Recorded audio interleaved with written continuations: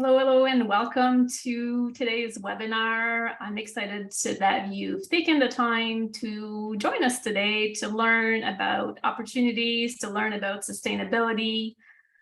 Let's just start with a couple housekeeping items. Keep it simple. If you have the worksheet that we sent through email, this is a good time to have it handy. Perhaps you printed it, or perhaps you can view it at the same time. I'll make reference to it a few times through this webinar. I will invite everybody to put themselves on mute to start, but we certainly will open the floor during this webinar for some questions. Also, feel free to use the chat box at any point. My colleague Carol is here, and she will keep her eye on the chat box and make sure that we answer any questions as they arise, but we also plan for a little bit of extra time at the very end to answer any questions that you may have. Okay, let's dive in. I will share my screen. Right here, everybody can see this? Fantastic. Okay. So again, welcome. We're happy that you've taken the time for this chat that is so important and so needed at this point in time. Just to give you a little bit of an introduction to who is hosting this webinar today. First of all, if I haven't had a chance to meet you yet, my name is Emily Chanda. I am a sustainability consultant. I'm here on behalf of the Long Point Biosphere Region. The Long Point Biosphere Region has the mission to enhance ecosystem and community well-being while connecting people with nature. You will also hear from Green Economy today. So Caitlin is here on the call. Caitlin is the program coordinator at Green Economy London and Green Economy Norfolk. So you'll get to hear a little bit more about this organization, who is all about supporting businesses and organizations to help them achieve greenhouse emission targets and other environmental targets. And this webinar is also made possible by the Simcoe and District Chamber of Commerce, who is a partner for this program, for this event. And this is an organization that strives to recognize voice and in the business sector in Norfolk County, and who's committed to enhance economic prosperity. And yeah, it covers a lot of areas. I know some of you are already members of the chamber, so that's great to hear. And some of you are not, may be considering becoming a member of that chamber as well. Okay. So let's just take an overview of what we will be chatting about today. So we will be chatting about what sustainability truly is and why we need to take action now. We will also be discussing different opportunities that we have for your business and how the Long Point Biosphere Region might be an ally on your journey to become more sustainable. You'll also hear from Green Economy Norfolk about what they provide and how they can also support your journey. And we'll definitely be inviting you to collaborate on this, because none of this work can happen individually. If we want to do better for a community, this is an amazing opportunity to come together. So we'll be calling on you closer to the end of the call. And as I mentioned earlier, we will also leave some time for questions and hope to provide as many answers as possible for you today. Before we go too far into this, let's take a moment to acknowledge that we are located on the treaty lands and territory of the Mississaugas of the Credit First Nation and the traditional territory of the Neutral, Anishinaabe, and Haudenosaunee peoples. The Long Point Biosphere Region stands in sovereignty of these treaty lands with the Mississaugas of the Credit. So let's dive into today's topic, sustainability. Actually, before we go too far, I'd love to see, I think I know most of you that are on the call, but can I invite you to drop in the comment who you are representing today, maybe your business name, a little bit of a quick introduction so we can see who's here and who is interested in the topic. So sustainability, I'm going to start with the official definition of what sustainability is. It's all about meeting the needs of the present without compromising the ability of future generation to meet their own needs. So this is the official sustainability definition that was created at the Brundtland Commission in 1987. So the word sustainability has been out for a really long time, but it seems like only in more recent years that we've really brought it to the forefront of our conversations. And maybe sustainability needs something a little bit different to you. I think a lot of the time, the first thought that comes into our mind as we discuss or talk about sustainability is the environmental component. Being more environmentally sustainable. And perhaps this is your definition, or maybe you have something else. And if you are working on the worksheet as we navigate this webinar today, you may have already reflected on this, on what it means for you and what it means for your business. And if you have any thoughts on that, there's no wrong or right answers. I love to see what that word brings up. And again, you're invited to drop some of your comments or reflection in the chat box here. It would be really great to see what are your thoughts or what your own definition of sustainability. Thank you for everybody that already put some intros in the chat box here. I'm reading through. Great to see you, Justin, Brooke, Val. Fantastic. So sustainability is more than just about the environment, although it's a really big part of it. Sustainability is really about the planet, the people, and the economy. So you are all business owners here, or you're connected to the business world. And this conversation is so important because small and medium-sized businesses have a huge role to play in the fight against climate change, but also to make sure that our community is, that we're doing really good things for the future generation in terms of the customer experience, in terms of how we are working with our own team and make sure that the impact of all of this is positive to our community. I was just looking to see if there's some, yeah, thanks, Nix, for being here. Loving the introduction still coming into the chat box. Say hello to everybody. If we're part of this conversation, is so important that our little community comes together. So we'll be diving into a little bit more of these different pillars of sustainability, and because they are all really important to our community. So why are we talking about sustainability now, or why is it so important to see it as an opportunity into your business? First of all, we are facing the biggest challenges of our current time. After decades of ignoring the science, most governments are finally acknowledging the severity of the climate change problem. And we have to do something about it. The Canadian government did make a commitment to achieving a net zero emission by 2050. And that means that we all need to be part of the change, that we need to figure out how to do better as a business owner, as part of this regional community and beyond.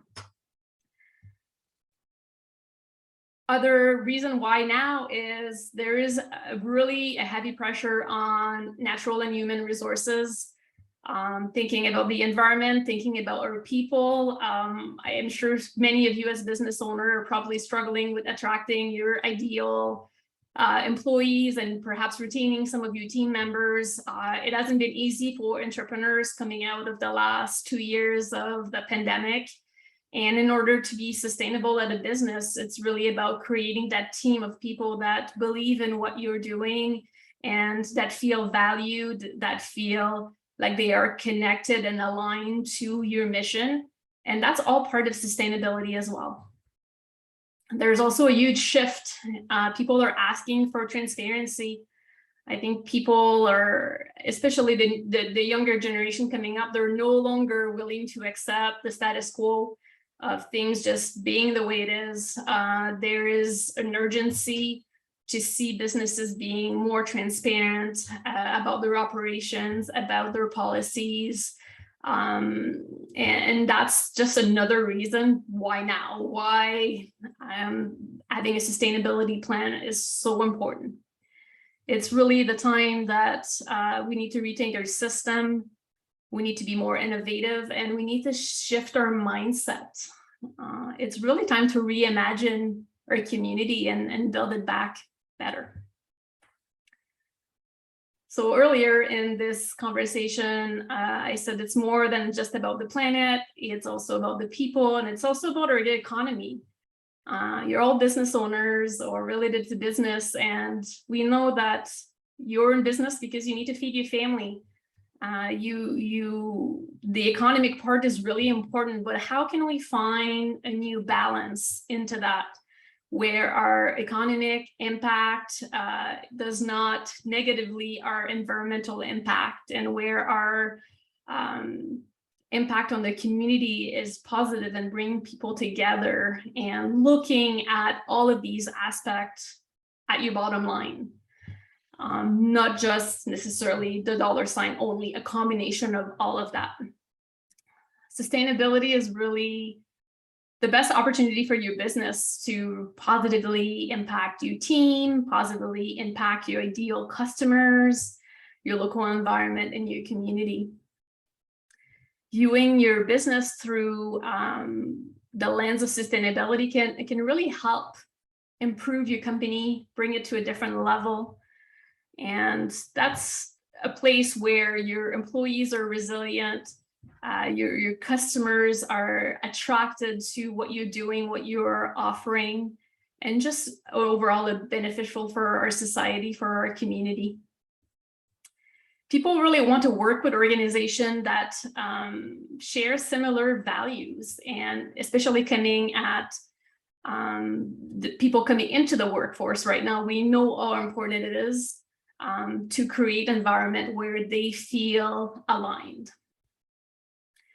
Companies that innovate to solve environmental and social challenges create opportunities and services that customers want and that they feel really good about. I don't know about you, but I'm a lot more mindful when I'm making decisions about who I'm supporting and what I need and what I don't need. And I know I'm not the only person with this.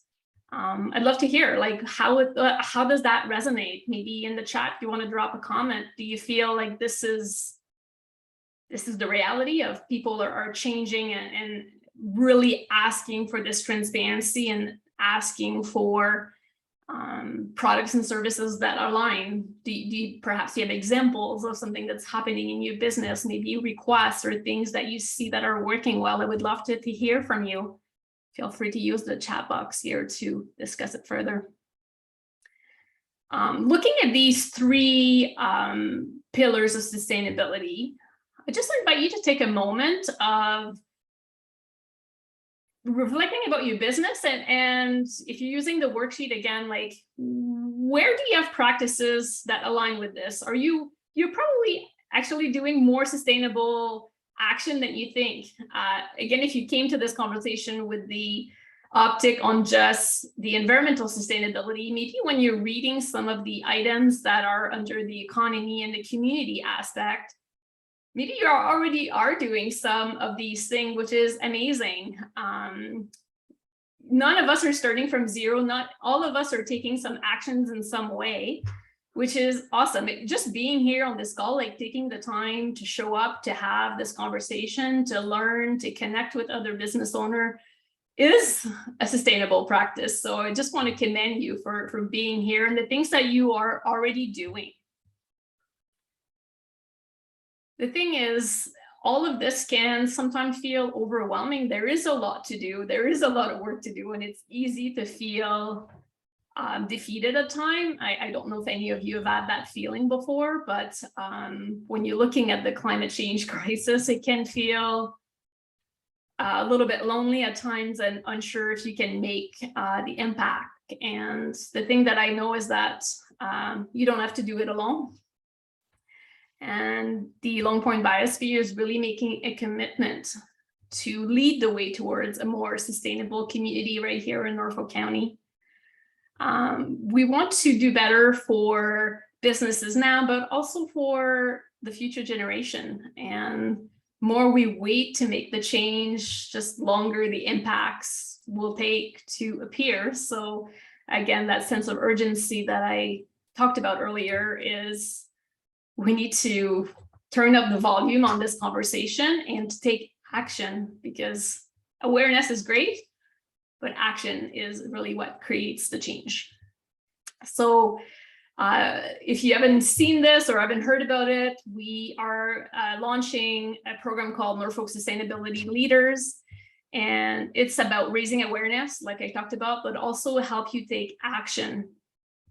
We want to help local community or local businesses to create realistic action plan, to create more sustainable practices into their business, and all three pillars that I just talked about.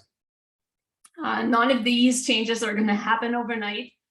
They're going to take a little bit of time, but I know for sure that when we collaborate, when we learn and grow together, that change can be long lasting.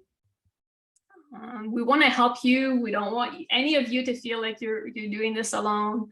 We want to be your ally on this journey, and we want to help you, support you, providing you tools, helping you with different connections in our community and beyond, for you to feel like you are part of this change on the community level.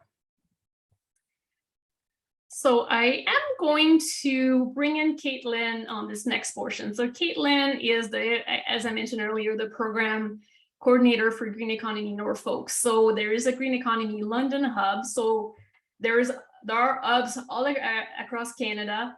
And she'll introduce that a little bit more. And we're connected to the London hub, but decided or made the request to the hub that they expand to Norfolk and that they provide some of the services to help businesses being more environmentally sustainable right here in our region. So I'm going to stop sharing and let Caitlin take over for a little bit so you can hear more about what is happening with the Green Economy Norfolk, which is part of what the support that we're offering from the Long Point Biosphere through the Norfolk Sustainability Leaders program. So it means that if you are deciding to join the Norfolk Sustainability Leader program, which I'll talk to you a little bit more about, you will also become a member of the Green Economy Norfolk community.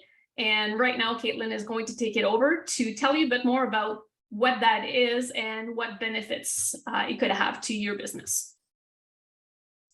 Thanks, Emily. Yeah, hi everybody. I'm Caitlin. As Emily said, I'm the hub manager for Green Economy Norfolk and Green Economy London.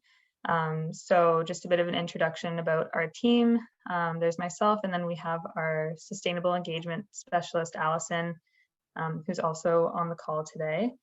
And yeah, so like Emily touched on, the Green Economy London hub has different catchment areas, and Norfolk County is one of our catchment areas. So we can work with organizations in London, Middlesex, Elgin, Lambton, Norfolk, Kent, and Huron. And we are, the local hub within the Green Economy Canada network. So Green Economy Canada is the nationwide organization that launches local hubs to work with organizations across all sectors and different sizes to help set and achieve sustainability targets.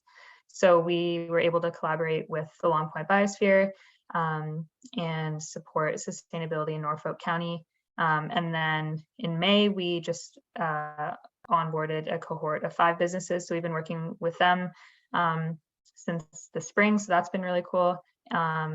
And yeah, so I'll touch on that and in a few slides. I'll just talk a bit about our program. So the Green Economy Framework and program, we use a collaborative and practical approach. So we work with a lot of small to medium-sized businesses, nonprofits, community organizations, and larger companies to set and achieve sustainability targets. So we focus on greenhouse gas emissions reduction, water conservation, waste reduction and diversion, and then environmental stewardship. So some of the outcomes that we try and support with, and that a lot of our member organizations have seen, have been reduced emissions, improved operational efficiency, gaining that credibility for being a sustainably minded brand, achieving cost savings as well through the energy efficiency, because those kind of go hand in hand, and then more inspired staff and customers, and then also just being able to be at the forefront of that movement towards a more sustainable economy. So this is just a snapshot of the other hubs from the Green Economy Canada network. So yeah, like I said, Green Economy Norfolk is under the London catchment area. And then there's over 500 green economy leaders. So these are what we call the member organizations. So there's over 500 in the network. And then collaboratively, there's been over 200,000 tons of greenhouse gas emissions reduced. So these members, and what we help the organizations do through our program is set targets, make this commitment to sustainability. And then there's also a level of accountability as well, because we're communicating these targets and sustainability actions to their stakeholders. So back to the more local level. So our program currently has 55 members, and then 5 of those are the cohort that we onboarded in May. And then we've helped to set 21 reduction targets in those 4 target areas.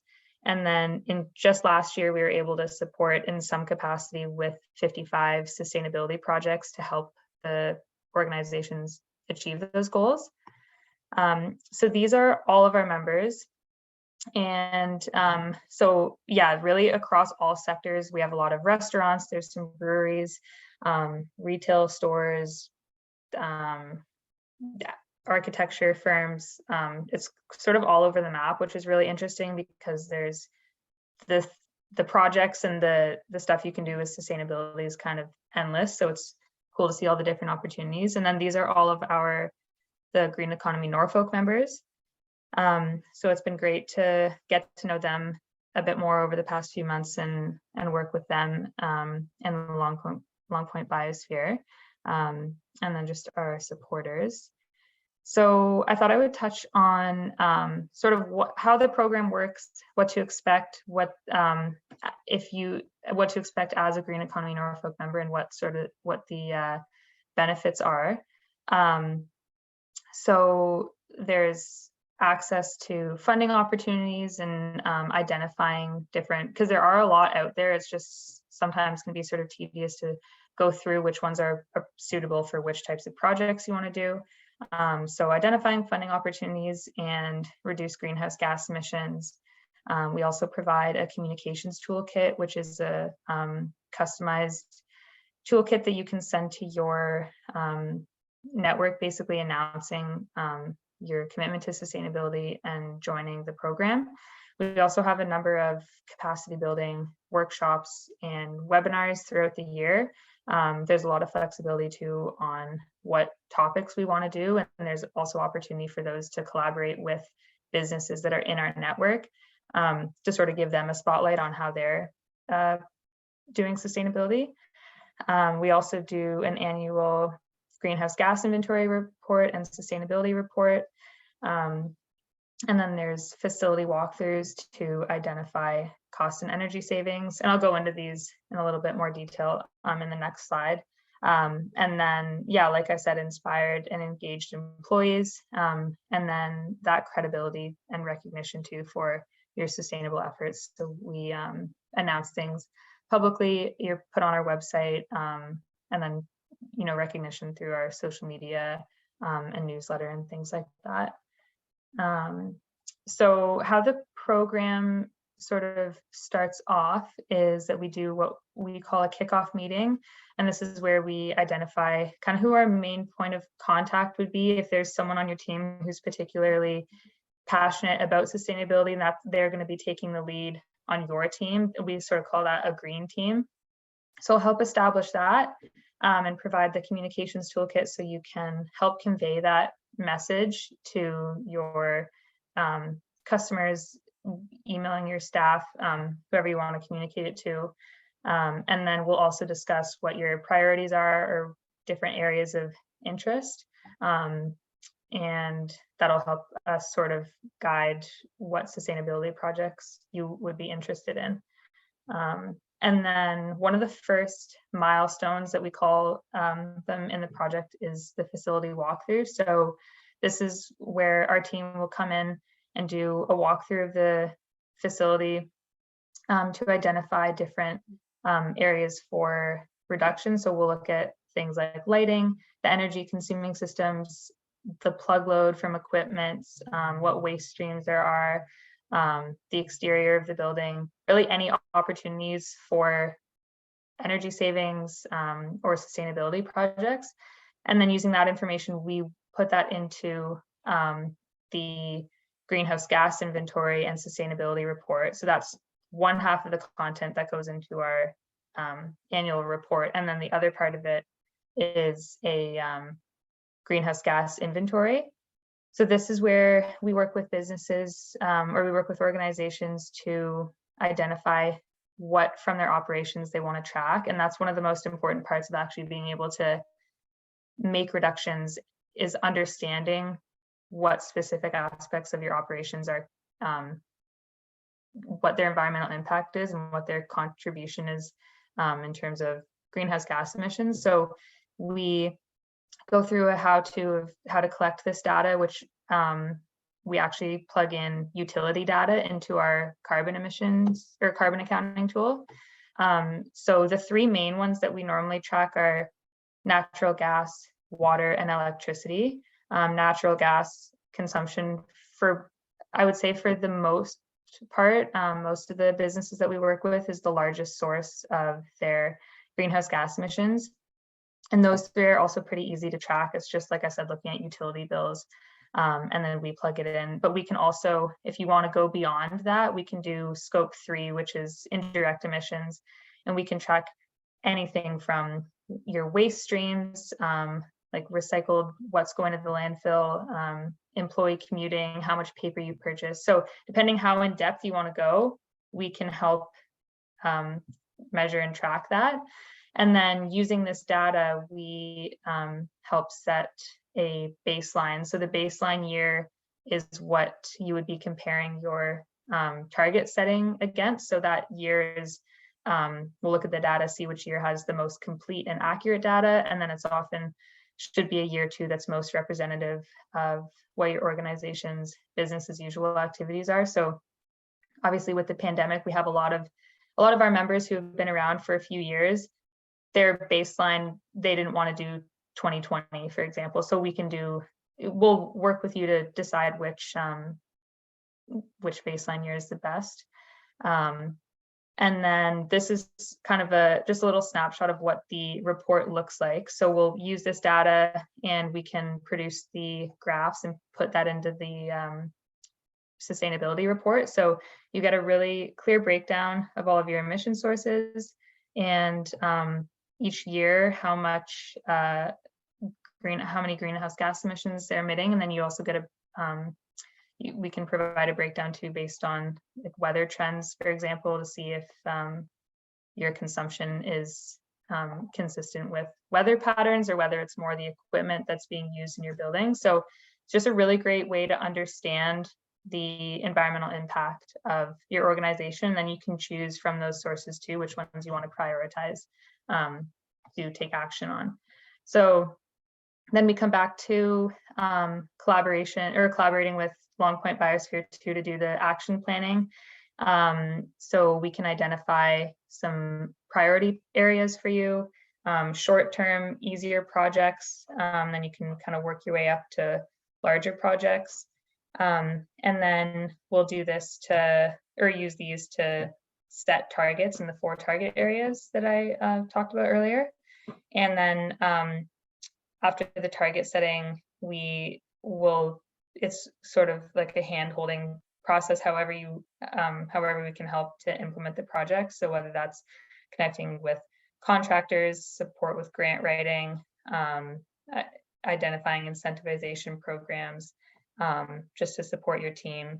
And then we also celebrate and announce the projects, and we can share progress reports and things like that with our network. So just a little bit more about target setting. I sort of touched on this already, but we always want to make sure that they're achievable, but also still ambitious. And there's different levels to each one too. So you really have the choice to pick what's suitable for you. If it's the bronze, silver, or gold, we sort of have a breakdown of how each target area works. And then same thing with environmental stewardship and water targets.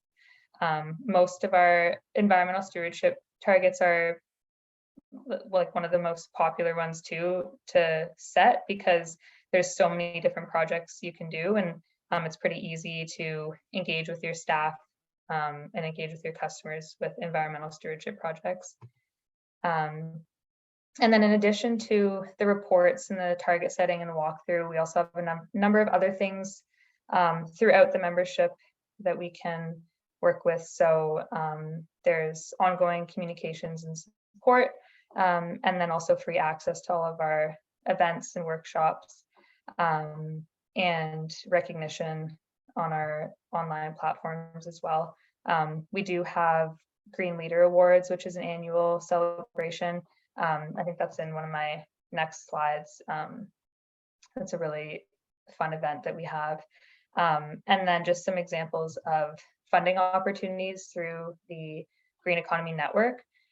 This is just one example. Green Economy Canada and Natural Resources Canada launched the EV Charger Incentive Program. So you get 50% off or 50% back from installing an EV charger at your workplace. So we've had a lot of member organizations that have been really interested in this. And then Save on Energy is one that we recommend all the time, because there's a lot of energy efficiency projects, and there's a small business program that has incentives for things like lighting retrofits, and then like a retrofit program that will help with HVAC equipment, obviously just to help improve the efficiency of your operations, and then also help you achieve cost savings too. And then this is just an example of some of the like special collaborations that we've done. So we have an on-staff videographer periodically throughout the year. So he went out to 2 of the Green Economy Norfolk members, and we did a member feature on them. So it was, we did Homegrown Hideaway and Charlottesville Brewing. So that was really fun, and Amelie was there as well, and they were able to do a member feature. And Caroline and Melanie talked about their sustainability priorities and kind of their motivations for joining Green Economy Norfolk. Yeah, so we love, like, we always want to help kind of promote and do like projects like that with the members. So I won't play them right now, but if you search Green Economy London on YouTube, both the videos are uploaded, and they're really fun to watch. And then lastly, the Green Leader Awards, which I mentioned. I just also wanted to mention this because Charlottesville Brewing won one of the awards. But so this is an annual awards ceremony. We recognize all of the businesses and then the different community members that are taking climate action. So this year, our awards is on October 13th, and then maybe following this webinar, I'll send it to Amelie, but it's open for anybody to come. I'll send out the registration link.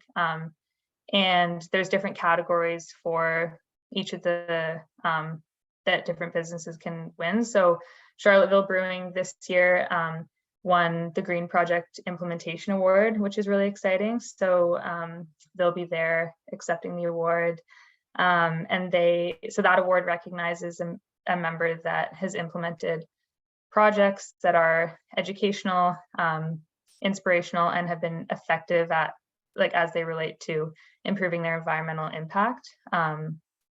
Yeah, so that's really exciting. And yeah, just sort of wanted to highlight that as one of the program offerings. And I think that might be, oh yeah, and then I thought I would just wrap it up by just a little slide with some project ideas, just to show that there's so many different things you can do across all 4 of the target areas to help improve the sustainability of your organization. So I will leave it at that. And then I think there's time for questions, and I'll hand it back to Amelie. But yeah, thanks everybody for listening. Fantastic, Caitlin. As you can see, just this portion of the Green Economy membership has tons of value because we work with the pilot project this summer, and at the five first businesses, I got to see like firsthand what the reports look like and what the value it provides to the businesses to create a baseline. And then from there, of seeing the businesses deciding on their priorities, because you're in charge ultimately of what your success looks like. It's not about taking over all the projects immediately, but it's about prioritizing what's important to you and what is doable. Yet it feels a little challenging also, because that's how we're going to be part of this change. But yeah, thanks, Caitlin. There, like so many great things. We can take a few minutes if you have questions directly to Caitlin, but I also have some time at the end for general Q&A about the program. Anything comes up if on the Green Economy Norfolk piece at the moment? Val, go ahead, just unmute yourself. Hi. Yeah, just hearing you talk, a couple of things specific. So when you're assessing a workplace, let's say they have remote employees. So looking at the facility part, do you take into account the workers who work from their residences? Yeah, so if there's no facility, then the environmental stewardship target area is a really good one. And then there is also, there's a program called Greener Homes London, and they have a bunch of resources for sustainability at home, basically. So we normally will kind of, if employees are interested in that, we'll send them those resources. But if a lot of the times, if there's still a facility, but a lot of people are working from home, then their emissions will be a lot lower. So yeah, that does reflect in the data too, if they have a facility still. But yeah, there's tons of resources for the Greener Homes London. It is separate from the Green Economy London and Green Economy Norfolk programs, but it is sort of like a sister program of ours in London. So I'll always send resources like that their way too, so because they're pretty helpful. Okay, so that was my second question. It was going to lead into, just imagine a neighborhood, or like I live in Port Ryerson, so an entire village from the residential perspective having this kind of service. So we need a Greener Homes Norfolk. Is that our next? Yeah. I mean, yeah, that sounds like whole neighborhoods could then sort of not compete, but pull together and try to be more sustainable. Yeah, and it's funny because we actually got this question last time, or a similar question when we did this session a few months ago. And yeah, so I can actually send the Greener Homes website link, because they have resources that are available. And I think they have a sustainability guide too that's just open to the public. So yeah, if that's helpful for anybody, I'll send that along too. Thank you. Thank you, Val. Great question. Anything specifically for Caitlin about the green economy piece of this program that you'll have a chance at the end too? All right, let me share my screen again. All right, so as you can see, we're really excited with this. We know that collaboration is important, and we at the Long Point Biosphere don't necessarily want to be the experts at everything, and Green Economy Norfolk has like a great capacity for the environmental sustainability support and resources. So yeah, great collaboration there that we want to keep entertained. So as Caitlin mentioned earlier, we had the opportunity to do a pilot project this summer with the 5 businesses that we already talked about. We learned a lot from doing this. Definitely some pieces like that, this totally works. Let's keep moving with this. And some pieces like, oh, we can shift and do better. So right now we are opening registration and already opened registrations as of last week to invite 10 more businesses to join this movement into sustainability. This next cohort is free of charge for the businesses that wants to participate. This is to help us to really demonstrate the program, to really see more benefits, to gather more data, to move forward. So if you are on this call and are considering it, I do invite you to take action. So as part of this next cohort of businesses, you're getting everything that Caitlin already mentioned on the green economy support, including the walkthrough, and you're also getting a social and economic assessment from the Long Point Biosphere team. So that means that we will also be looking at things like diversity and inclusion practices, about community partnerships, community wellness, about off-season opportunities, about additional revenue opportunity for your business, about collaborations, partnership projects. We'll also help you with the environment stewardship project that Caitlin mentioned, because the Biosphere already has projects that we would love to collaborate. So we lead the way into doing this, and we work with you to get involved in some way, but again, it's not necessarily you taking it all on, is us supporting you into achieving some of these targets if they are a priority for you. Please remember that you're ultimately in the driver's seat here of what your success may look like. You may already like take a moment to think about what you consider in your business when you look at your bottom line. Do you currently consider your environmental impact when you're assessing the success of your business? Are you looking at your community impact? Are you looking at, all these pieces is that mindset shift that we want to help you with, and being part of this community can only strengthen that mindset ultimately. So thinking about the 3 pillars of sustainability being environmental, social, and economic. If you're looking through that worksheet that we sent, like, where do you think that you need support? Is there one area there that you feel like you could really benefit by finding allies? Maybe you want to drop that in the comments as well, so we can see where you feel your needs may be. And you might be in all 3 areas, and that would be totally fine as well. But maybe there's something that's jumping at you right now that feels like you could really need help with. So if you are interested in being part of the next Norfolk Sustainability Leaders cohort, this is kind of what to expect. This is kind of what you're getting into. Our timeline includes a kickoff webinar that's happening next week. So that's next Tuesday over lunch again, same time, same place as this call. And then between October 21st and 26th, you will get this facility walkthrough that Caitlin talked about. So this is the green economy team coming onto your workplace to do the assessment. At the same time, I will be there to gather some information for your social and economic sustainability report. Caitlin in her presentation mentioned you submitting different bills, and we'll get over this. But if we want to set a really good foundation, like where are you starting from? Where your numbers look now, so you can track your improvement as you move forward. So we will invite you to provide this data by November 1st. A little bit more tedious, and kind of getting perhaps your bookkeeper involved here and getting some of the bill information so you can get a good idea of where you're at now. As part of this program, we also have a half-day interactive group experience planned for November 26th that we would love to invite you to participate in.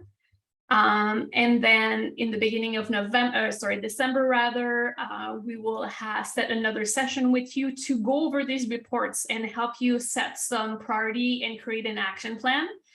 Change happens with action. And this is where we will set a few goals with you of what feels right, what feels like the first things that you want to tackle under this program. And we'll definitely be checking in with you, because it's not about creating the action plan and leaving you with this. It's about collaboration and partnerships moving forward. So there will be some check-in in the new year as well. And the Green Economy Norfolk membership that you're getting as part of this program is a year's membership. So there will be more opportunities into the next year as well. And as we grow this program, there'll be new members coming in, and our community of sustainability leaders in Norfolk is only growing. So I'm going to open the floor again for some general questions. I want to see who's interested in coming in. We've already open registration, and we have a good amount of businesses applying, but we have a few more spots available. And so this is a really good time to ask questions and see if this is a right fit for your business. You could unmute yourself and speak up, or if you'd rather put your question in the comment, that's totally fine too.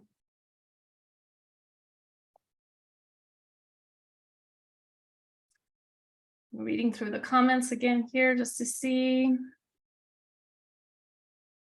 Oh yeah, I missed quite a few comments earlier. I'm just like reading through. I cannot read all this out loud, but I love what I see there. If you look back on the chat, Carol from my team dropped the link to the Long Point Biosphere's website, to the Norfolk Sustainability Leaders page. If you want to find out a little bit more information, this is a great place to go. And there's also a short registration form on that page if you'd like to participate into the next cohort. This is where how you would apply for it. We have kind of 3 remaining spots right now. So if there's anybody on this call that's interested in joining us and being part of the movement, please let us know as soon as possible. You can drop a comment, or you could also just fill up the form on the website. Thanks, Carol, for dropping the link again. Brooke is asking, will there be another onboarding after this? I won't have my infrastructure bill to be assessed till the spring. So right now we have a plan to run another cohort, but we are working on a fee-for-service model moving forward to be sustainable in our own programs. So this is likely the last cohort that's absolutely free of charge to participating businesses. So this is a great opportunity if you can join right now, but Brooke, I completely understand that you don't have everything figured out.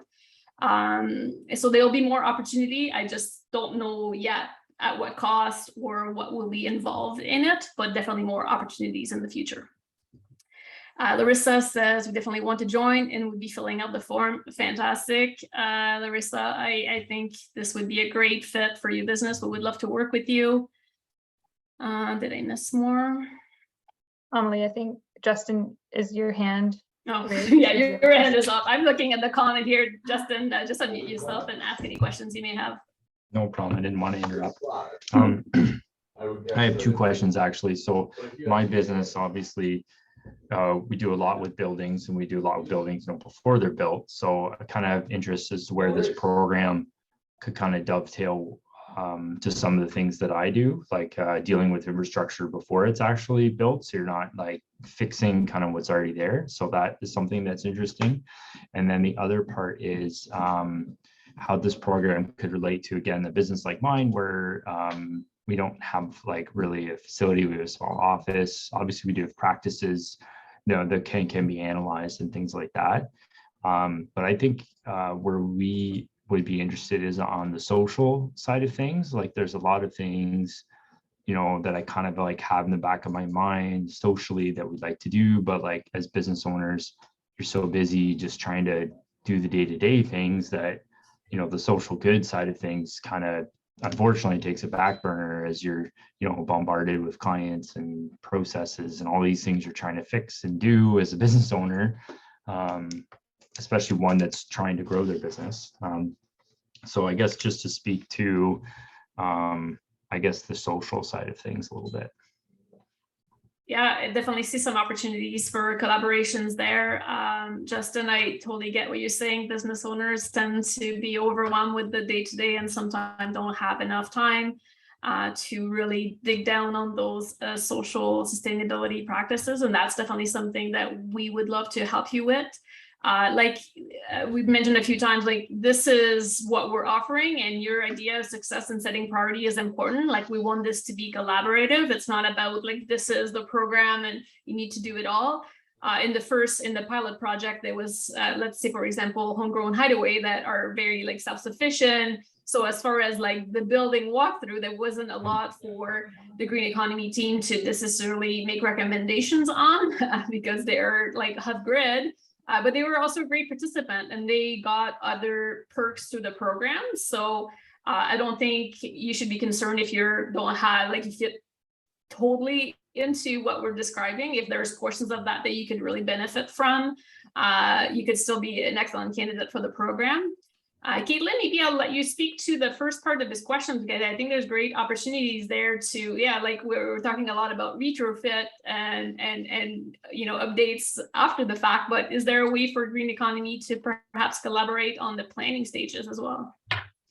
Yeah, and I was going to say just to add, to reiterate that we'll try and work with the organization, whatever capacity and priorities they need. So yeah, if you don't fit like cookie cutter into that, having a facility, there's other ways that we can collaborate. And then I think too, for the, like before it's built, we could still include maybe this, I'm just kind of coming up with this on the spot, but maybe we like tailor your report to be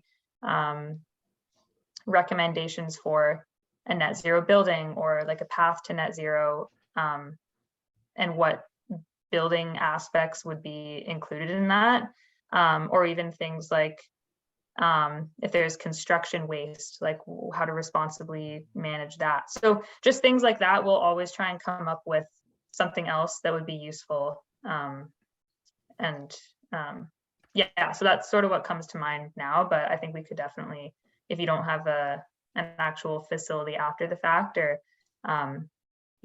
we can. It may look slightly different, but it doesn't mean that there's benefits of you being part of it. And if you want to discuss this further, Justin, like we're really happy to have a chat and see how it may support your business, because ultimately we want the best for the businesses that are participating. We want the best impact because together as a community, we want better and we want to turn up the volume on this conversation and the actions. We want to showcase that. So whatever actions you may decide to take that fits with your business priorities will be totally exciting, and we'll certainly be cheering you on along the way. Yeah, this sounds great. That actually just got like the wheels turning a little bit too. So I'm pretty excited. It's great. Fantastic. Any other questions, comments, anything else that's coming up right now? All right, so I want to take the time to say thank you for showing up. You already made a step forward. We would love to support you in taking a few more. If you are willing, we know that together it's only going to get better. So thank you for your time. I appreciate all of you, and I look forward to talking some more. There's also a series of webinars that we're working on that will address specifically business topics. So if you have topics or would like to attend some of those webinars coming this fall, that would be great to see your face there again. And yeah, wish you an amazing day, and I hope to see you again very soon. Thank you so much. Thank you. Thank you, Emily. Thank you.